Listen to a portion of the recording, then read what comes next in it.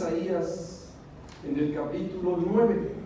Vamos ahora a ver quizá los primeros 7 versículos del capítulo 9 del libro de Isaías. Amén. Amén. Vamos a dar lectura a la palabra, nos ponemos de pie, un poquito más abajo, por favor. Y dice así la escritura: nacimiento y reinado del Mesías. Vamos a dar lectura alternada del 1 al 7. Mas no habrá siempre oscuridad para la que está ahora en angustia, tal como la aflicción que le vino en el tiempo que livianamente tocaron la primera vez a la tierra de Zabulón y a la tierra de Neftalí. Pues al fin llenará de gloria el camino del mar, de aquel lado del Jordán, en Galilea de los gentiles. El pueblo que andaba en la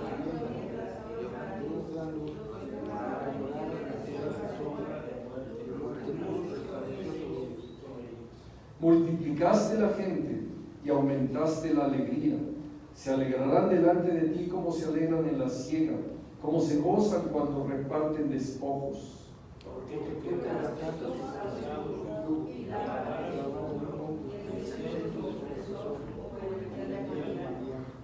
Porque todo calzado que lleva el guerrero en el tumulto de la batalla y todo manto revolcado en sangre serán quemados, pasto del fuego. Porque un niño nos es nacido, y hijo nos es dado, y el principado sobre su hombro, y se llamará su nombre Admirable, Consejero, Dios fuerte, Padre eterno y Príncipe de paz. Lo dilatado de su imperio y la paz, todos juntos.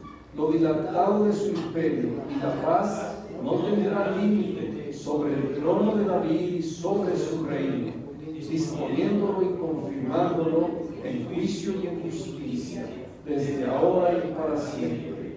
El sello de Jehová de los ejércitos hará esto. Amén. Dios bendiga su palabra. Tomen su lugar, mis amados hermanos. Nos unimos en oración y roguemos a nuestro Dios el mover de su bendita presencia, el Espíritu de Dios.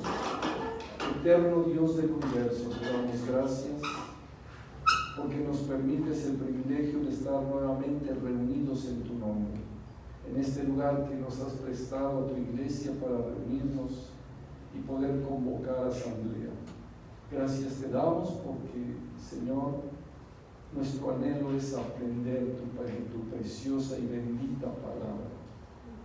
Santifícanos en tu palabra, Dios mío, y rogamos, oh Espíritu de Dios, que nos enseñes todo misterio que está guardado, toda revelación y enseñanza de este capítulo 9 del libro del profeta Isaías. Lo rogamos en el bendito nombre de nuestro Señor y Salvador Jesucristo. Amén. Amén. Gloria a Dios. Continuamos ya con este hermoso estudio de la palabra de Dios y recordándoles que para poder entender esta porción de la escritura del profeta Isaías, debemos de recordar que esto viene desde el capítulo 7 hasta el 12. ¿Por qué? Si nosotros leemos los primeros versículos del capítulo 9, debemos entender a qué se está refiriendo al leer un poquito del capítulo 8, por ejemplo, los dos últimos versículos. Voy a dar lectura para que así lo sigamos.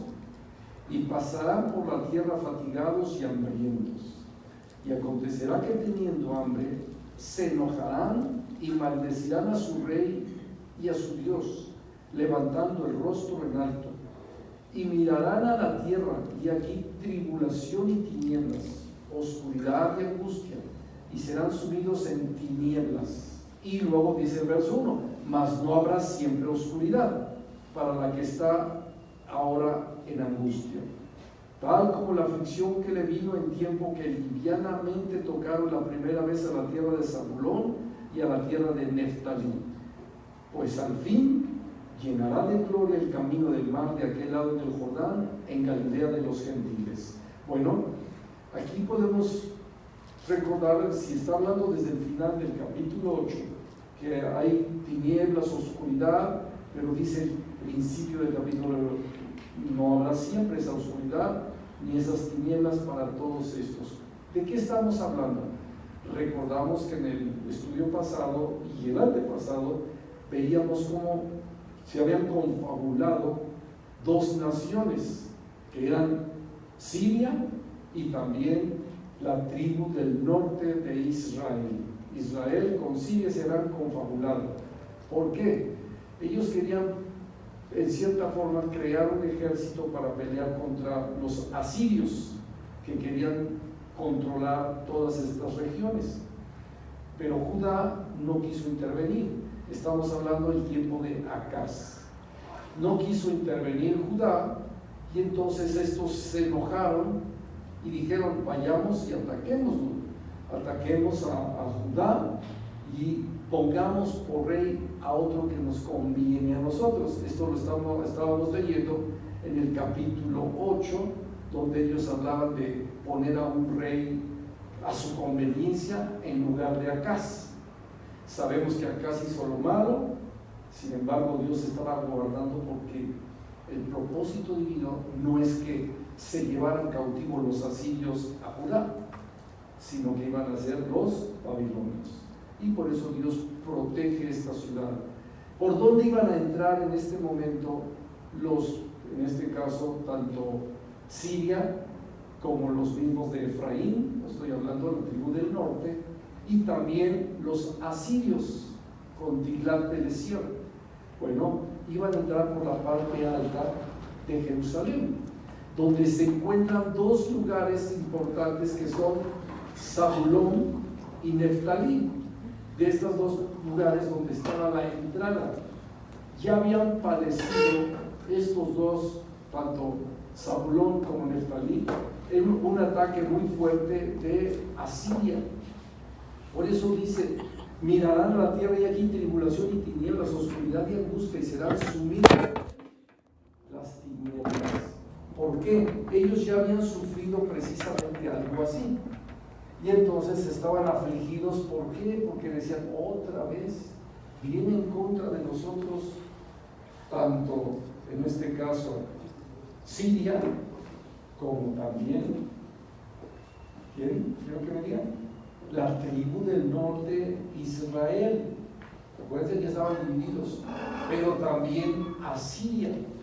Entonces iban a destruir prácticamente y dejar sin morador a toda esta parte de donde se encontraba tanto Neftalí, como se encontraba también una zona muy valiosa, como dice aquí la escritura, el Jordán. Miren, lean conmigo el verso 1 del capítulo 9. Mas no habrá siempre oscuridad para la que está ahora en angustia, tal como la aflicción que le vino en el tiempo que livianamente tocaron la primera vez a la tierra de Zabulón y a la tierra de Neftalí.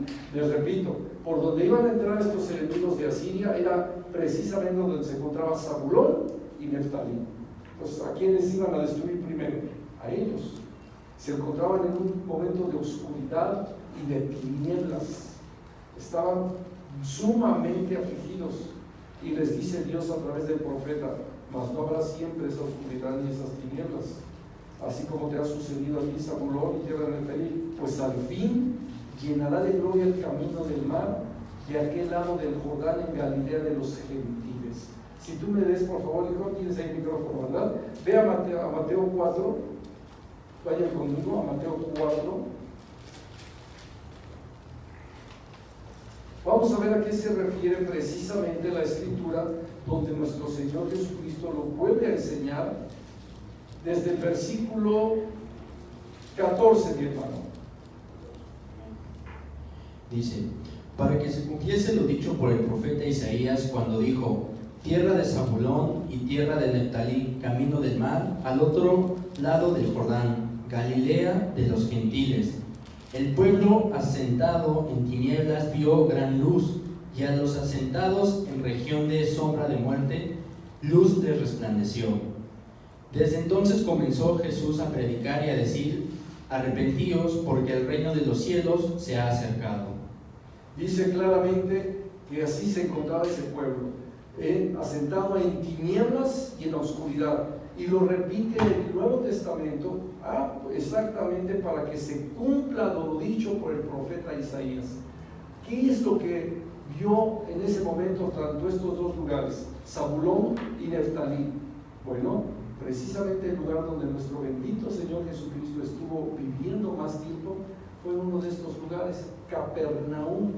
Recordamos que Él estuvo en Capernaum, donde toda la gente de ese lugar estuvo viendo maravillas de nuestro Señor Jesucristo. Ellos vieron la manifestación del Señor en esa tierra.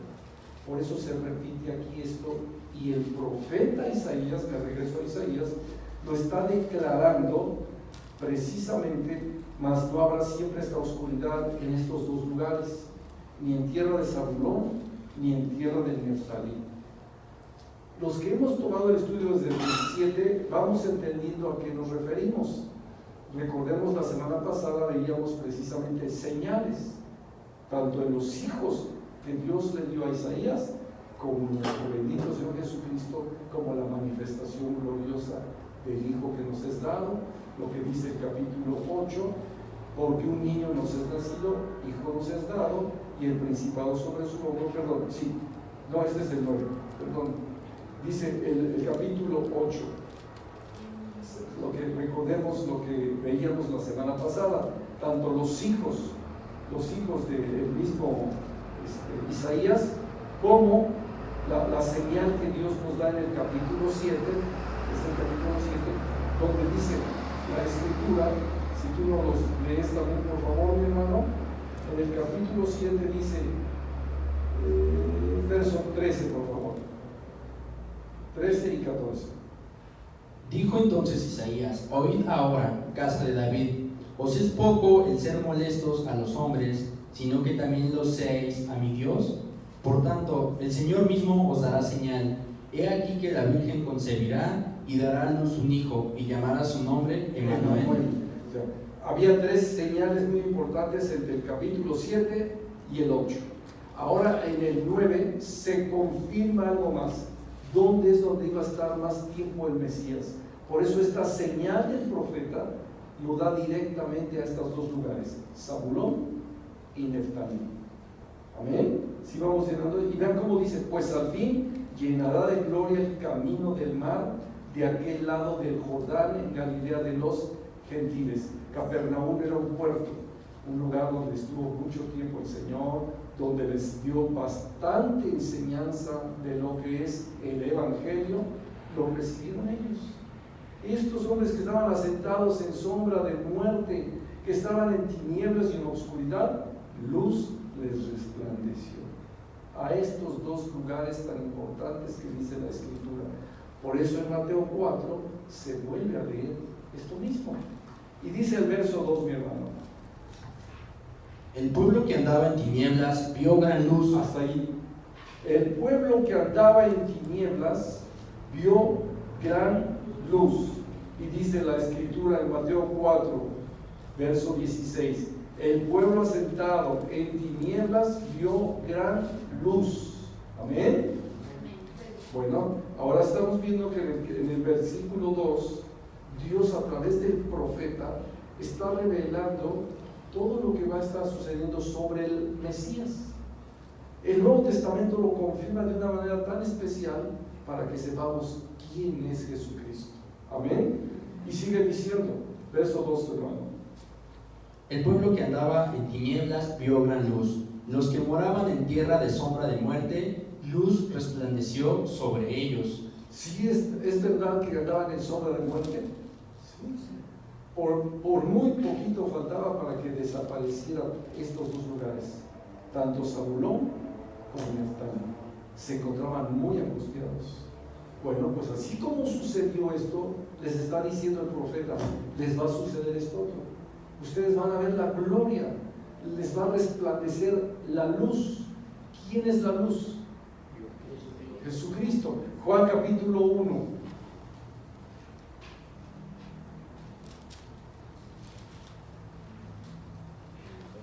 ¿Qué dice la palabra de Dios? Desde el verso 8. Desde el 7, por favor. Este vino por testimonio para que diese testimonio de la luz, a fin de que todos creyesen por él. No era él la luz, sino para que diese testimonio de la luz. Aquella luz verdadera que alumbra a todo hombre venía a este mundo. Amén. Aquella luz verdadera que alumbra a todo hombre venía a este mundo. Y esos dos lugares, esos dos pueblos que estaban sumidos en la oscuridad y en las tinieblas, vieron luz.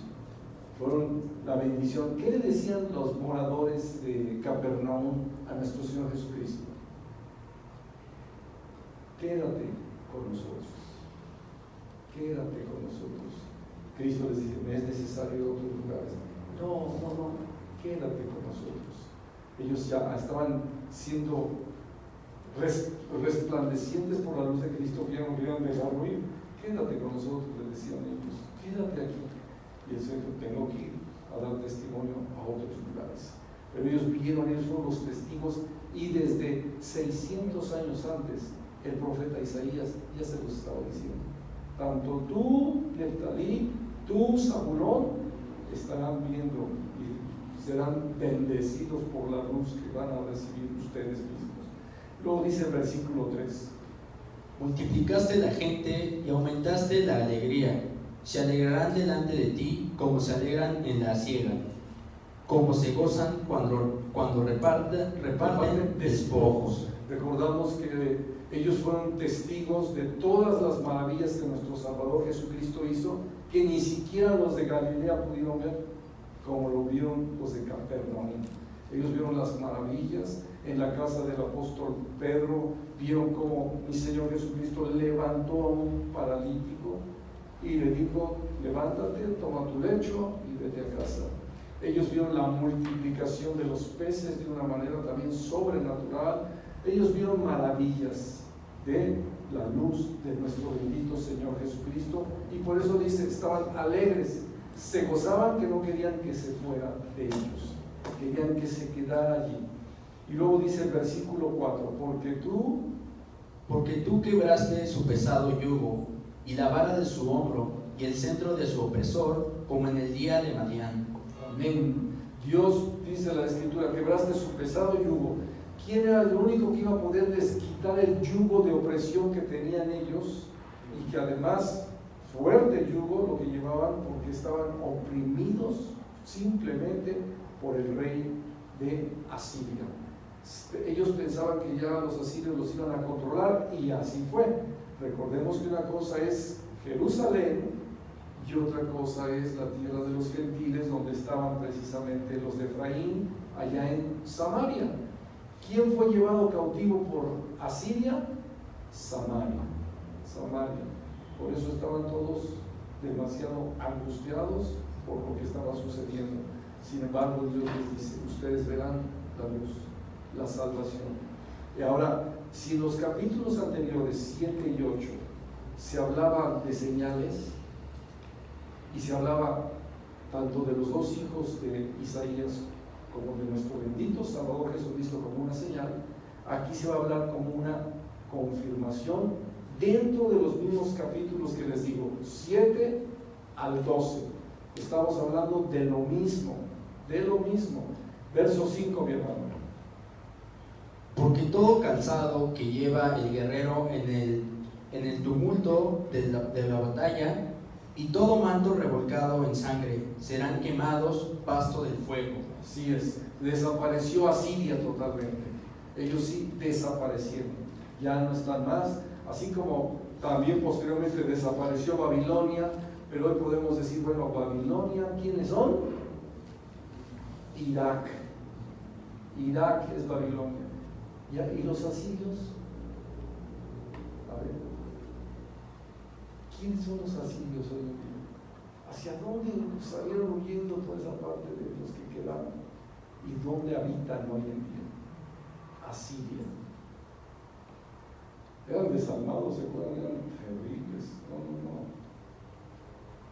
Son lo que hoy es Alemania, los asirios. Fíjense. Viene el versículo, porque todo calzado que lleva el guerrero en el tumulto de la batalla y todo el manto revolcado en su sangre serán quemados, pasto de fuego. Y viene la promesa nuevamente, porque un niño nos es nacido. Ahora, ya habla aquí de nuestro bendito Salvador Jesucristo. Porque un niño, algo muy importante, ¿qué entendemos por porque un niño nos es nacido? A ver, ¿por qué un niño nos es nacido? ¿Alguien que me explique? Opinen, por favor. Porque así era su voluntad de Dios. Porque un niño nos es nacido, ¿no crees? En definición, la palabra porque es como una conclusión, dando como después de esto, les va un resultado. O sea, tiene que pasar esto porque van a hacer algo. Perfectamente bien, muy bien explicado. Porque un niño nos es nacido, o sea, entiéndanlo, como lo estaba explicando mi amado hermano. Esto es parte del propósito de Dios. Concluimos, Dios vendrá al mundo. Así, porque Él vendrá al mundo. Pero dice algo muy importante: Hijo nos es dado. ¿De quién? De Dios. Por eso dijo primero en el capítulo 7, Emmanuel, Dios con nosotros. Y así se quedó. Pero ya en el 8 y el 9 vuelve a concluir más. Primero que nada, un niño nos es nacido. Y la pregunta sería, ¿dónde? Ya nos están contestando, ¿dónde va a habitar? En Galilea de los Gentiles. Y va a estar mucho tiempo en la tierra de Zabulón y de Neftalí. Recuerden que ya hasta después llegó caminando, se fue caminando kilómetros para llegar a Jerusalén. Pero cualquiera podría haber hecho, el rey va a nacer en Jerusalén. ¿Y nació dónde? En Belén de Judea. Y después, ¿hacia dónde se fue? Hacia Galilea. O sea, se fue toda la orilla contraria a donde estaba Jerusalén. Tal y como la Biblia dice. Pero una cosa es importante: porque un niño nos es dado, nos es nacido. Un hijo nos ha sido otorgado. Dios en este mundo. ¿Qué van a hacer con él? Si te dijeran a ti, tu hijo ha nacido, ¿qué vas a hacer con él? ¿Amas a tu hijo? Sí. Amarlo, cuidarlo. Preguntar. Te es dado. Ahí va una parte importante. Te es dado. Hijo nos es dado. La pregunta es, ¿por qué nos es dado? Porque tú ni siquiera tienes una idea de lo que está sucediendo en la tierra. Vamos a pensarlo así. Yo creo que no va a nacer, le dicen a alguien, ¿no? Tu hijo no va a nacer, está muy mal, y están dando noticias. No tenga mucha esperanza de él porque igual no se puede. Y de repente están todos tristes y se ponen a orar Y de repente sale el médico y dice, ¿qué creen? De verdad, tu hijo es un milagro. Te es dado. Ya está aquí. ¿Qué haces tú como padre o como madre? Te alegras, el padre se pone feliz y hace fiesta. Bueno, ¿ustedes creen que este mundo terrenal merecía al niño que nos fue dado? ¿Qué hicieron con él? O vamos a decir lo real, ¿qué hicimos con él? ¿Por qué qué hicimos? Porque también nosotros no estábamos, que digamos, muy entregados. Y hoy, ¿qué estamos haciendo con él? ¿Qué representa para ti lo que nos fue dado? Nadie lo ganó, nadie lo mereció, fue dado a nosotros. Con toda la autoridad, dice la Escritura, y el principado sobre su hombro, y toda la autoridad sobre él, el señorío, vamos a decirlo así, el señorío de Dios con nosotros. Toda la autoridad o toda la soberanía sobre su hombro. Él es soberano, Dios es soberano. Pero la pregunta es aquí, un niño nos es nacido, ¿de quién? De Dios. Amén. Un niño nos es nacido, la pregunta es, ¿fue algo natural? No, sobrenatural. El nacimiento de nuestro Señor Jesucristo, características importantes. La mujer, un nacimiento virginal. ¿Estamos de acuerdo? Un nacimiento virginal. Número 2, una simiente no de hombre. Porque si hubiera sido una simiente de hombre, no puede salvar al mundo. ¿Eso no es así? ¿Por qué una simiente de hombre, y alguien que me conteste, no puede salvar al mundo? Porque si no es de hombre, pero porque está corrompido. Es una simiente corrompida. Toda la simiente del ser humano tenía que ver, a ver, tenía que ser este hijo que nos es nacido. No puede ser de ningún ser humano. Entonces, número 1 es de Dios. ¿Ven? Hay una simiente en él. ¿Cuál es la simiente de Dios? Por eso es Dios hecho hombre. Número 2, hijo nos es dado. De tal manera amó Dios al mundo que ha dado a su Hijo unigénito, para que todo aquel que en él cree no se pierda, mas tenga la vida eterna. Nos ha sido dado con un propósito: la salvación de los hombres, la salvación de las almas. Importantísimo este versículo. Un hijo nos es dado, y además Él es soberano. Él tiene toda autoridad, porque el principado está sobre su hombro. Él es el principio de toda la creación. Él es el primogénito de toda la creación. Él es el Señor. Porque en Él fueron creados los cielos y la tierra, el mar y todo lo que hay en ellos, visibles e invisibles, sean tronos, sean dominios, sean principados, sean potestades, todo fue hecho por medio de Él y para Él. Y Él es antes de todas las cosas, y todas las cosas en Él subsisten. Esto es el principado sobre su hombro. Entonces decimos, ¿por qué tal favor de Dios a nosotros que realmente ni siquiera hay un ser humano que puede decir, se lo merece? Hay unos que dicen, Señor, muy especiales, que no dice salvación en ellos, sino dice, si estuvieran estos hombres, y aunque yo trajera destrucción sobre la tierra, ellos permanecerían. ¿Quiénes son? Y lo dice 3 veces Dios. Si trajera esta pestilencia sobre la tierra y todos murieran, si estuvieran estos 3 hombres,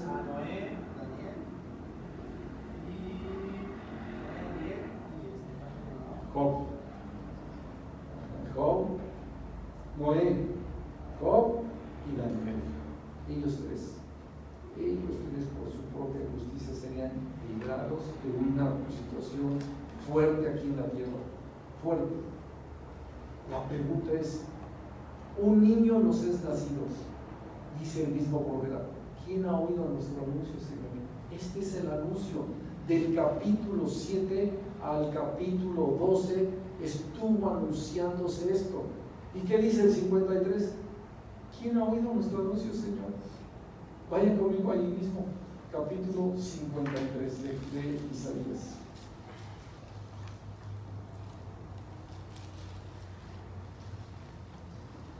Desde el verso 1. ¿Quién ha creído a nuestro anuncio? ¿Quién ha creído a nuestro anuncio?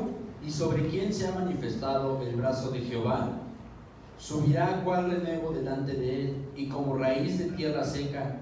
No hay parecer en él ni hermosura, le veremos, más inatractivo para que no le para deseemos. Que le deseemos, más inatractivo para que le deseemos. O sea, primero que nada, si te está el que vino a este mundo nos está declarando toda nuestra maldad y nuestro pecado, pues no le van a querer mucho que digamos. A todos les vino a decir, todo les vino a reflejar su vida, y por eso no lo querían, lo desecharon. No querían. Vean Romanos 10, 16.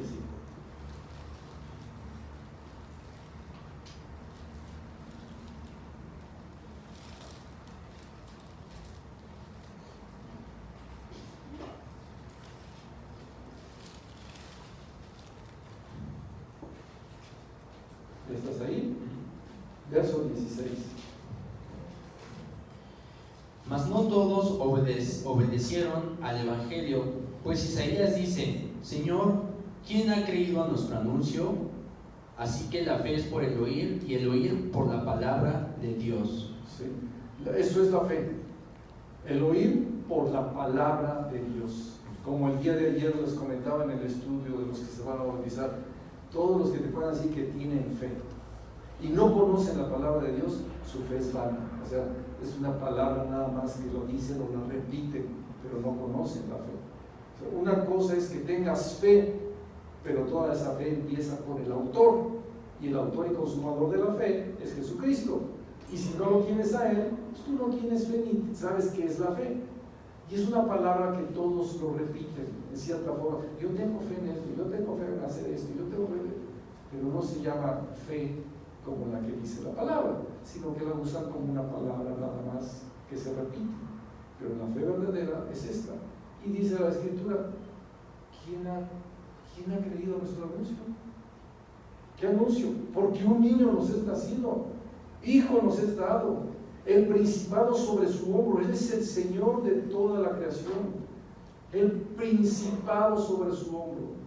Nada de lo que hay ha sido creado si no es en Él. Así que todo lo que hay en la creación está en Él. ¿Y qué es lo que sucede? La gente ni siquiera ha oído este anuncio. ¿Quién creyó a este anuncio? Lo entregaron en la cruz. Por eso ese capítulo dice: y subirá cual renuevo, etc. Y luego dice que desechado por los hombres. Desechado por los hombres. Y el principado está sobre su hombro. Y luego que sigue diciendo: y se llamará.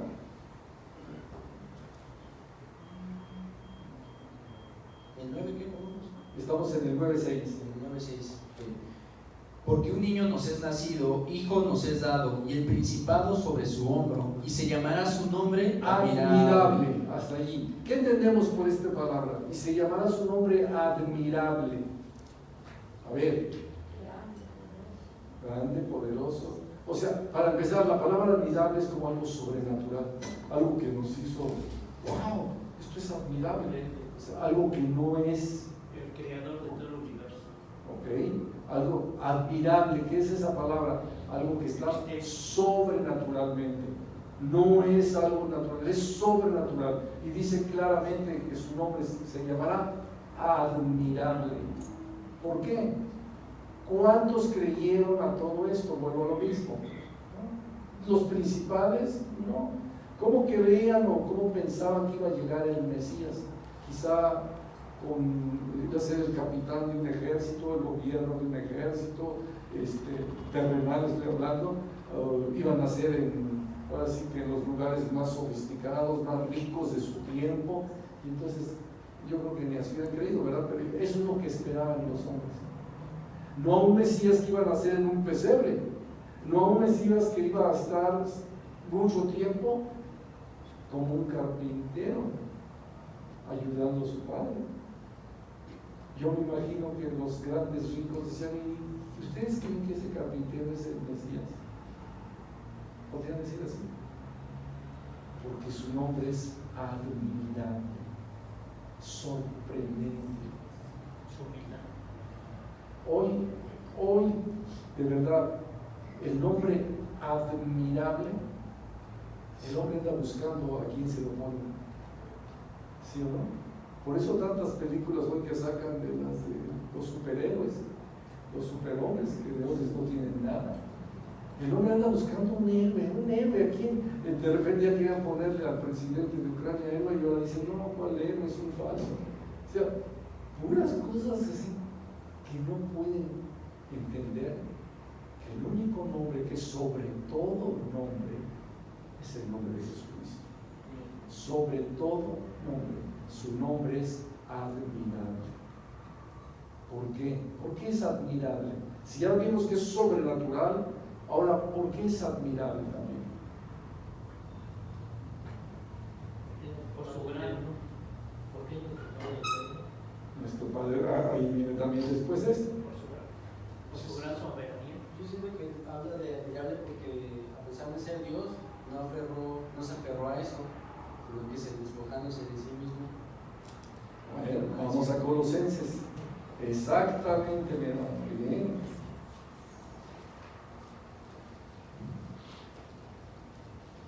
Colosenses.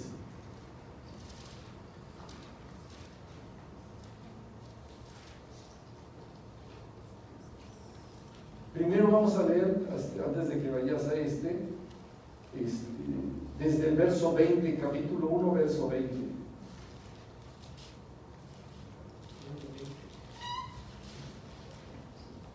Y 21, mi hermano. Y por medio de él reconciliar consigo todas las cosas, así las que están en la tierra como las que están en los cielos. Hasta aquí tantito. Y por medio de él reconciliar consigo todas las cosas. Y dice claramente: así las que están en la tierra como las que están en los cielos. ¿Por qué? ¿Por qué había que reconciliar las cosas que están en los cielos? Porque se reveló. Porque había ya habido una rebelión. Pues había que reconciliar las cosas en los cielos, pero también aquí en la tierra. ¿Ven el nombre admirable? ¿Qué ser humano puede reconciliar las cosas en los cielos? ¿Ven cómo su nombre es admirable? Admirable. Él dice la Escritura otra vez, mi hermano, verso 20. Y por medio de él reconciliar consigo todas las cosas, así las que están en la tierra como las que están en los cielos, haciendo la paz mediante la sangre de su cruz. Y a vosotros también, que erais en otro tiempo extraños y enemigos en vuestra mente, haciendo malas obras, ahora os ha reconciliado. Gloria a Dios. Capítulo 2, verso 9. Porque en él habita corporalmente toda la plenitud de la deidad. Aleluya. Y ahora sí, la que nos estabas compartiendo, mi hermana.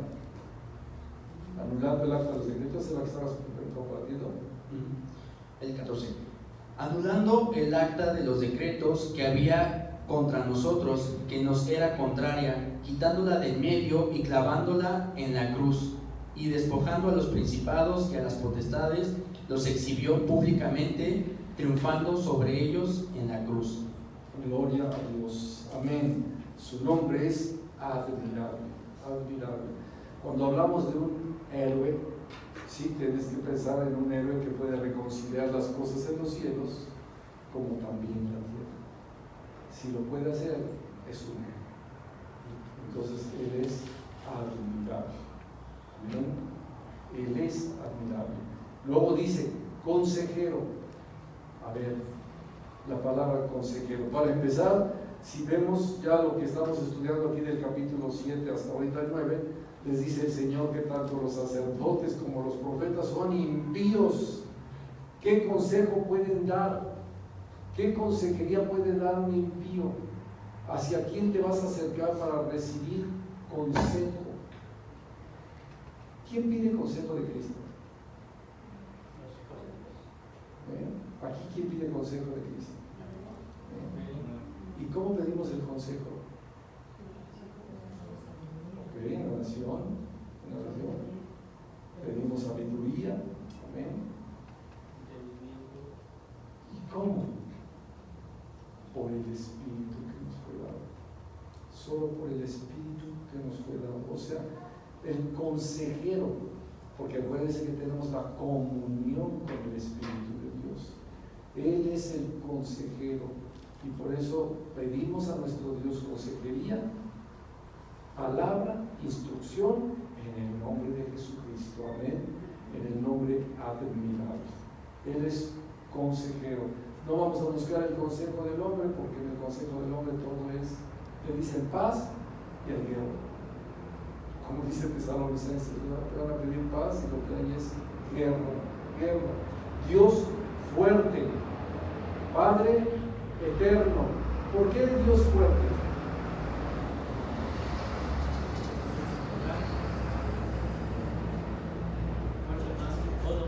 Okay. Omnipotente, omnisciente, omnipresente y además no cambia. Él es fuerte por todos los siglos. Por más fuerte que sea el hombre, cuando tiene 90 años ya no es tan fuerte. Si es que llega a los 90, ¿verdad? Ya no es fuerte. Pues aquí por todos los siglos de la eternidad, Dios es fuerte. Dios es fuerte. Ayer en la noche me quedé a ver la película que ya es voy a decir una película muy viejita, Los 10 Mandamientos. La que hizo en aquel tiempo Charlton Heston, ¿se acuerdan? No ya decir que sea Charlton Heston, tiene todo el tiempo. Sin embargo, aún para ese tiempo, todas las escenas y todo son muy bonitas. Y Dios fuerte cuando con su palabra se abre el mar. Con su palabra se abre el mar.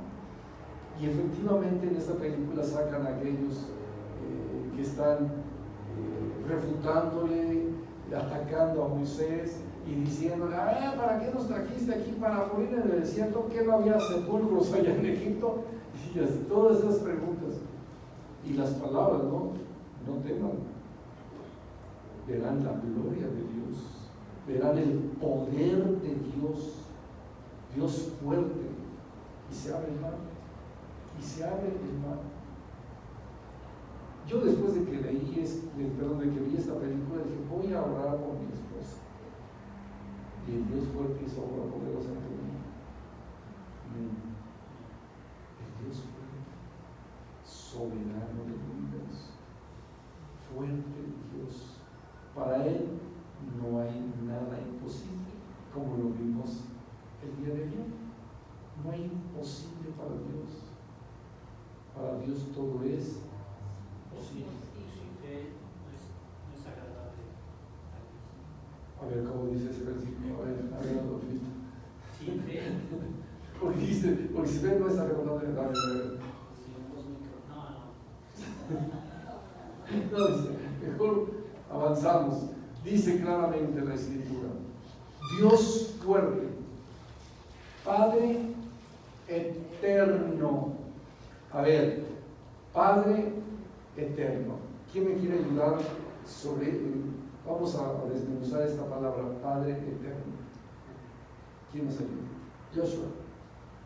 Porque Él es el principio y el final, o sea, no tiene fin. Ok. ¿Quién más?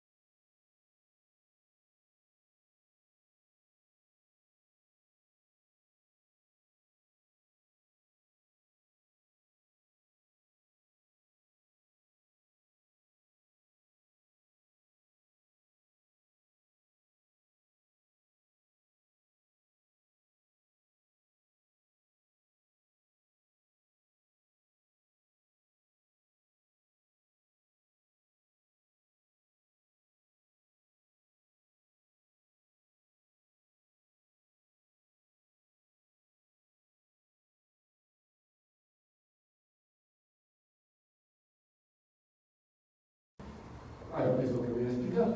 Ya eres salvo. Tienes la salvación en tu espíritu. Ahora, entonces el bautismo. ¿Es para tu santificación? ¿En el alma? Está. ¿Y a dónde se va la santificación? Fuerte. ¿En el alma? Al alma. Al alma. O sea, todo lo que Dios hace es integral y perfecto. Por eso dice 1 Tesalonicenses 5:23, y todo vuestro ser, espíritu, alma y cuerpo, permanezcan irreprensibles hasta el día de nuestro Señor Jesucristo, hasta la venida de nuestro Señor Jesucristo, ¿ok? O sea, ¿qué es lo que está diciendo? Padre eterno, espíritu, santificación, ¿por qué? Porque santificado sea tu nombre. Padre nuestro que estás, santificado sea tu nombre, te tienes que santificar. Entonces el bautismo es un paso de que estás decidido a santificar tu alma. Por eso dice, para que andes en vida nueva. ¿Ven? La oración modelo tiene poderosas cosas. Padre nuestro que estás en los cielos, santificado sea tu nombre. Y dijo el Señor, sed santos, porque vuestro Padre que está en los cielos, santo es. ¿Ven? Entonces, lo primero es esta palabra, Padre eterno. Y entonces ya pues, vamos entendiendo. Sigue leyendo. ¿Isaías? No, ¿dónde estamos? 1 Pedro, siendo renacidos no de simiente cortés, sino de incorruptible, por la palabra de Dios que vive y permanece para siempre. Verso 24.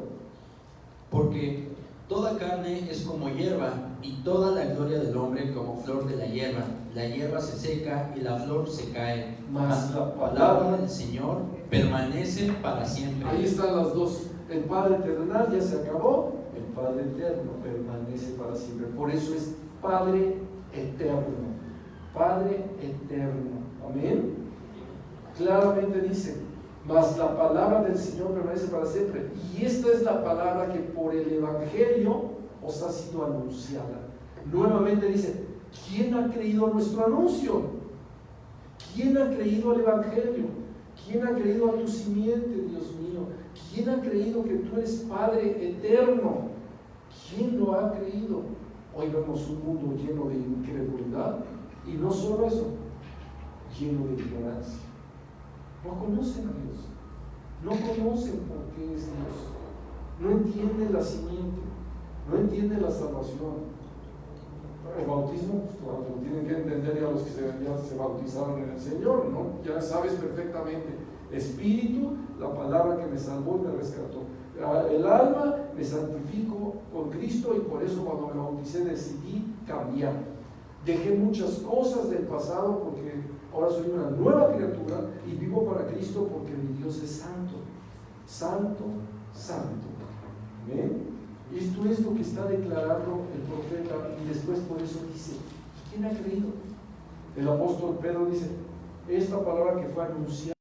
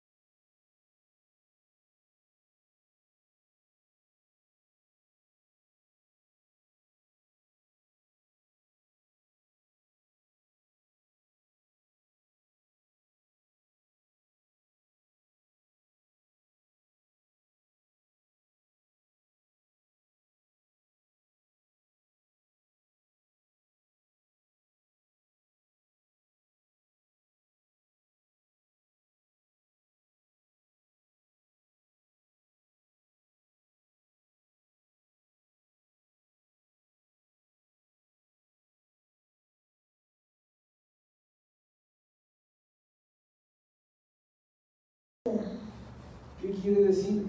Desde ahora y para siempre. O sea, su reino, su imperio y su paz no es cuando ya tú digas, bueno, ya me morí, ahora sí voy con el Señor, paz. Porque muchos dicen así, descanse en paz. Bueno, no, pues ahí ya se murió, y si es verdad que está en Cristo, va a estar en la paz. Pero ¿por qué no la practico desde aquí? Cristo lo dijo claramente a los paz a ustedes. Yo se las doy no como el mundo la da. No se turbe su corazón y tenga miedo. ¿Y saben qué sucede hoy? Se turba el corazón y tienen miedo. Tienen miedo. ¿Cuántos cristianos hoy vemos que tuvieron o tienen miedo de lo que se anuncia en la tierra? Tengan paz, dice Dios. Seguro que si ahorita se manifestara Cristo presencialmente, dirán, ¿por qué tienen miedo? ¿Que no saben que lo delatado del imperio y la paz no tiene límites? ¿Cuándo piensas que va a estar mi reino en tu vida? Pues cuando muera, Señor. No. Cuando me creas, cuando vivas en ti la fe, el reino está en tu vida. Porque yo lo dije, el reino de Dios se ha acercado a ustedes. Arrepiéntanse. No lo que estuvo predicando Juan el Bautista. Arrepiéntanse, generación de vivas, porque el reino de Dios ha llegado. Cuando tú y yo nacimos de nuevo, la paz de Dios y el reino de Dios está en nosotros. Y ahora dice el Señor, tú ya eres y perteneces al imperio de Cristo. Y la paz no tiene límites sobre su reino. Y Él lo dispone y lo confirma en juicio y justicia, desde ahora y para siempre. El celo de Jehová de los ejércitos hará esto. Vean cómo dice, verso 7. Lo dilatado de su imperio y la paz no tendrá límite sobre el trono de David y sobre su reino, disponiéndolo y confirmándolo en juicio y en justicia, desde ahora y para siempre. El celo de Jehová de los ejércitos hará esto. Lucas 32, mi hermano, léeme por favor. ¿Vale? Sí. Lucas 1:32. ¿A 1:32? Sí, por favor.